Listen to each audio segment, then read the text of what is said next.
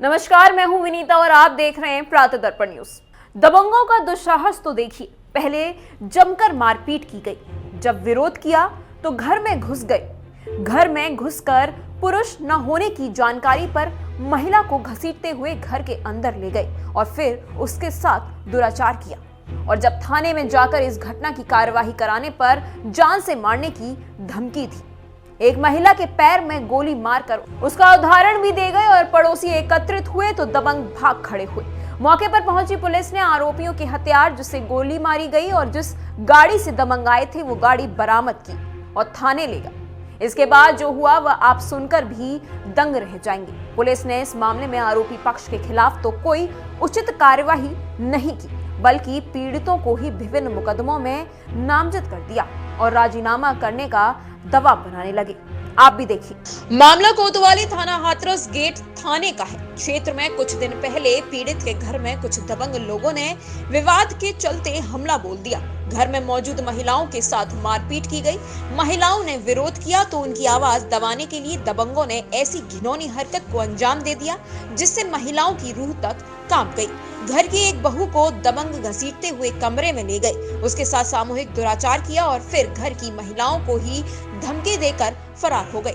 ये हम नहीं कह रहे, बल्कि पीड़िता खुद रो रो कर अपना दर्द बयां कर रही है कि किस तरह से दबंगों ने उसकी असमत लूटी और पुलिस ने पैसों की चमक देख उसकी बोली लगा दी। और हम पे मोबाइल में सारी फुटेज मौजूद है इन लोगों की, जो मोटरसाइकिल ले जा रहे हैं पुलिस वाले। यहाँ से मोटरसाइकिल बरामद हुई का वो फुटेज मौजूद है, फोटो मौजूद है हम पे। हमने हर महीना मानव अधिकार आयोग, प्रधानमंत्री, गृह मंत्री और यहाँ मुख्यमंत्री, प्रमुख गृह सचिव, डीजीपी, डीआई सबको लिखा, लेकिन आज तक हमारी सुनवाई नहीं हुई। और उठाकर उल्टा मेरे भाई को बंद कर दिया। कट्टा रखा 29 तारीख को मुचलका भरवाने गए थे, वहीं से उठाकर बंद कर दिया मेरे भाई को इन लोगों ने। और हमें रात दिन परेशान कर रही है। इनके आतंक की वजह से हम काम छोड़ के चले जाएंगे, या तो हमें न्याय मिलना चाहिए, हमारे इन केसों की सीबीआई जांच होनी चाहिए। हमारे केसों की सीबीआई जांच होनी चाहिए। और मेरे भाई सब पे जो फर्जी केस लगाए वो केस जो है स्पंच होने चाहिए। और जो दूसरी पार्टी ने जब वो फर्जी मुकदमा लगाए उनके खिलाफ 420 का मुकदमा होना चाहिए। हमें न्याय मिलना चाहिए। हम तो परेशान हो गए, हमारी आज तक किसी ने नहीं सुनी। कप्तान साहब ने सीओ साहब को लिख दिया कि इस मुकदमा को बंद करो, तो सीओ साहब ने बंद नहीं किया। डीआई साहब ने वहां से लिखा जांच को हाथों हाथ आदमी भेज दिया, हम जैसे पहुंचे। पीड़ितों का कहना है कि दबंग पैसों में रसूखदार है और उनका आपराधिक इतिहास भी है, इसलिए पुलिस ने भी उन पर हाथ नहीं डाला है। घर पर जब दबंगों ने इस घटना को अंजाम दिया तो पुलिस भी बाद में मौके पर पहुंची थी। पुलिस ने मौके से दबंगों द्वारा बुजुर्ग महिला को गोली मारने वाले हथियार और जिस गाड़ी से आए थे वह मोटरसाइकिल बरामद की। वह दोनों चीजों को अपने साथ थाने ले गई, लेकिन उसके बाद जो हुआ वह पूरी तरह से असहनीय है। पुलिस ने पैसों की चमक के चलते ऐसा खेल खेला कि पीड़ित अपने परिवार के साथ कानून की चौखट पर इंसाफ मांगने के लिए भी जाने से डरने लगा है। इसलिए तो वह अब अपने घर परिवार के साथ उस स्थान से पलायन करने को मजबूर है। समस्या थी रात को किरतपाल और अलीम और 2 अन्य औरतें चारों घर में घुसे और मुझसे पूछी तरह जेठ कहाँ है। मैंने न कह दी, मुझे मालूम। तो मेरे संग गाली गुप्ता करी। मैंने गाली गुप्ता की मना करी तो मुँह में मार भी लगाई बहुत। मैंने मार की मना करी तो जबरदस्ती किरतपाल और अलीम घर में घुसेड़ के ले गए कमरा में और जबरदस्ती गलत काम करो मेरे संग। और इतनी बात में मैं क्या आई तो मेरी सास मोहल्ला पड़ोस की ने खट्टी कर लाई, तो उनने जो वाली बात कही तो न कही, अगर जे कोर्ट तक गई तो तुम्हें हैकार रिवॉल्वर दिखाई कि एक घर से उठा लेंगे और जेल में पहुंचा देंगे, तेरे आदमी और मारेंगे। मेरा आदमी लंगड़ो लूलो जाके वजह से और थाने गई मैं रिपोर्ट करन, तो थाने भी मेरी वो न ली। पीड़ित ने बताया कि उस पे थाना इंस्पेक्टर की रिकॉर्डिंग है। इस ऑडियो रिकॉर्डिंग में वह पीड़ित परिवार को आरोपियों के खिलाफ दर्ज कराए गए मुकदमे को वापस लेने के लिए दबाव बना रहे हैं और वीडियो में कह रहे हैं कि अगर मुकदमा वापस नहीं लिया तो ना जाने कितने मुकदमों में आप नामजद होंगे। जय हिंद सर। इमरान बताओ। जय हिंद सर, हाथ जोड़े की रिक्वेस्ट है, एफआईआर लगवा दो हमारी। एफआईआर तो लगी जाएगी, लेकिन तुम्हें लगवानी कहाँ है? तुम तो अपना रोज नई शर्तें रखो और समय बेकार करते जाओ। सर हमने है ना, जब समय ही खत्म हो जाएगा फिर तुम हाथ पे हाथ मलते रहना। तुम चौकी एसएसआई साहब से कहते रहो कि अब आर पार की देखेंगे, ये करेंगे वो करेंगे, काहे की तब समय तुम बर्बाद करते रहो। सर मैंने तो एका कई बात की कही ना, मैंने तो यही कही है इनके साहब अपना भी टंटो कटवा लो, हमारो भी टंटो काट दो। तो टंटा तुम कहाँ कटवा रहे? तुम्हारी वजह से समय निकल गया पूरा और निकला जा रहा है, अब लास्ट है। अब एक बात बताओ सर, हमने आपके कहने पे आके एका देखो संदीप भैया की भी बात रखी, सारे काम करवा दिए। और क्या करवा दिया? हैं? क्या करवा दिया? बताओ, आप एफिडेविट ना दिलवाई मैंने? ना एफिडेविट तो मिल गए, नोट प्रेस करवाओ कल जाके। नोट प्रेस तो जब जब तुमसे करवाओगे 100 बार कह दी कि पूरी मदद करेंगे तो करेंगे। अब साहब एक बात बताओ कि हम कैसे मान लें कि आप हमारी पूरी मदद करोगे? अब यार एफिडेविट इतना तो विश्वास करना पड़ेगा। देखो इमरान, सीधी बात है। सर मेरी बात सुनो आप 1 मिनट। ना सुनो, इतनी देखो, इतनी तो मदद करनी पड़ेगी, इतना तो विश्वास करना पड़ेगा। सर मैंने विश्वास ना करो तो वैसे ही दिलवाई, ये बताओ। ना अगर यही करना होता तो कब का तुम्हें पकड़ लिया होता, और अभी पकड़ लिए होते हैं। 156 तीनों से ना पुलिस रुकती है, वो याद रखना हमेशा। न वो आपकी बात सही है कि मतलब नहीं रुकती है। हमने एफिडेविट दी है, 76D बढ़ा दिया आपने, तो हमने वो बढ़ा नहीं थी, वो धोखे में बढ़ी है। मैं तुमसे मुंह पे कह रहा हूँ, तो धोखे में बढ़ी है। विवेचक से नहीं बात हो पाई जब।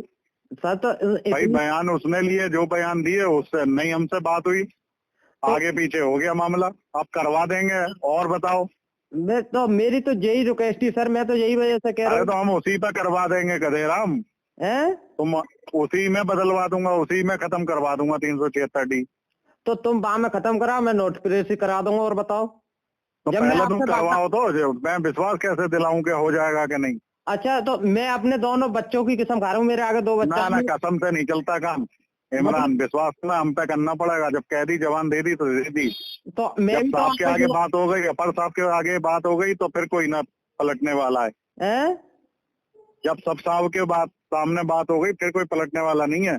तो तुम कल परसों कराओ और शाम को मिल लो हमसे। तो मैं ऐसा कराने की मना थोड़ी ना कर रहा हूँ साहब, मैं करा दूंगा। ना करा दूंगा नहीं, परसों कराओ, समय निकल रहा है सब मुकदमों में। अच्छा, हाँ, तो साहब समय जोड़ लो अपने हिसाब से उंगलियों पे। नहीं, वो तो आपकी बात सही है कि 2 महीना हो गए, वो तो चार्जशीट तो लगनी है। हो कहाँ तुम? कहाँ हो? मैं यही हूँ गाँव में। आ जाओ चौकी पे, फैक्ट्री एरिया पे बैठा हूँ। अच्छा, तो मैं यही कह रहा हूँ सर के बस इतनी मदद कर दो तो बहुत बेहतर होगा। तो मदद तो करेंगे, मदद ना करने के लिए बात करी थी क्या तुमसे? तो मैं आ जाओ, यहीं आके बात करो। चलो ठीक है साहब, यहीं हूँ अभी मैं 1 घंटा।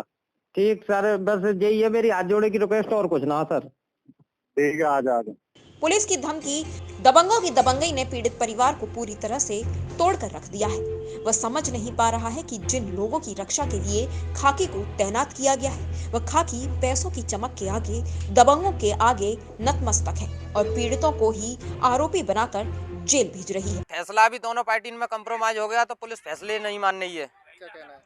ये कहना है कि जब तक 156 3 आप वापसी नहीं करा लोगे, जब तक तुम्हारी कोई कार्रवाई नहीं होगी और तुम सबको जेल भेजूंगा। इस बात की इंस्पेक्टर साहब से मैंने बात भी करी थी, तो इंस्पेक्टर साहब ये कह रहे धोखे में 76D बढ़ गई है, तू 56 3 नोट प्रेस करा ले तो मैं तेरी इसी आधार पे इस 76D को खत्म कर दूंगा। इसकी मेरे पास रिकॉर्डिंग भी है। तो आपने इस चीज को लेकर उच्च अधिकारियों सब अधिकारियों से मिल लिए, नीचे से लेकर ऊपर तक उच्च अधिकारियों तक से सबसे मिल लिए। ADE साहब, DI साहब, कमिश्नर साहब अलीगढ़, कप्तान साहब, एडिशनल साहब, CO साहब, पर कोई सुनवाई नहीं हुई। पीड़ित परिवार बहुत भयभीत है कि पुलिस ऐसे ही झूठे मुकदमे में बना के जेल भेज रही है, जबकि पुलिस ऐसा घिनौना काम कर रही है। 376 का रेप किया पुलिस ने, आज तक हमारी कोई सुनवाई नहीं हुई। ऑर्डर की 20 तारीख लग गई है। अब आप क्या चाहते हैं? हम ये चाहते हैं कि हमें कैसे भी करके न्याय मिल जाए। हमारे पिताजी फर्जी जेल काट रहे हैं, ये फर्जी जेल ना काटनी चाहिए। ऐसे इंस्पेक्टरों पर कार्रवाई होनी ऐसो इंस्पेक्टर पे कार्रवाई होनी चाहिए। और कप्तान साहब ने आज तक कोई संज्ञान नहीं लिया, जबकि ITI के तहत सारे जवाब मांग लिए, कुछ नहीं, किसी ने कुछ करा। मुख्यमंत्री तक पे शिकायत करी है सारी चीजें। पीड़ित का कहना है कि वह क्षेत्रीय पुलिस की कार्यशैली और मुकदमा वापस करने के लिए बनाए जा रहे दबाव और दबंगों की दबंगई के चलते पूरे परिवार के साथ पलायन करने को मजबूर है, क्योंकि पुलिस को पैसों की चमक के चलते ना तो बुजुर्ग महिला को मारी गई गोली दिखाई दे रही है और ना ही बहू की लूटी हुई असमत और ना ही घर पर किया गया उपद्रव और बवाल। उन्हें तो सिर्फ पैसों की चमक दिखाई दे रही है, जो उन्हें आरोपियों को बचाने पर मिलेगी। प्रातः दर्पण न्यूज के लिए आगरा से राजा सूर्यवंशी की रिपोर्ट।